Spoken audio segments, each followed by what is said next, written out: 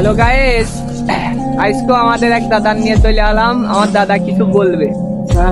হ্যাঁ দাদা, এখন তো তুমি তো ছোট থেকে বড় হয়েছো, তাই না? এখন তোমার আব্বু আম্মু ছোট থেকে তোমার বড় হওয়া পর্যন্ত দেখাশোনা করেছে, তাই না? এখন বাপের নিয়ে এক লাইন বলো। ইতিহাস করতে পারবা না? তাহলে দেখেন, আব্বা আম্মু বাইসে আছে?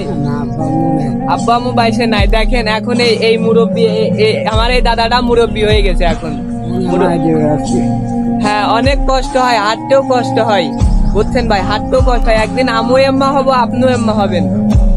আমু এখন চলে যেতে পারি, আপনিও চলে যেতে পারেন, এর কোনো গ্যারান্টি নাই। এ দেখেন মুরব্বী লোক।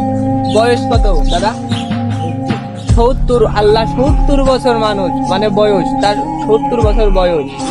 সে এখনো হাঁটা চলা করতেছে। আল্লাহর কাছে হাজার কোটি লক্ষ শুকরিয়া করি তার জন্য। সবাই দোয়া করবেন, সে যেন সামনের দিনগুলো আরো ভালো কাটাতে পারে। আল্লাহ তাকে সুখে রাখতে পারে।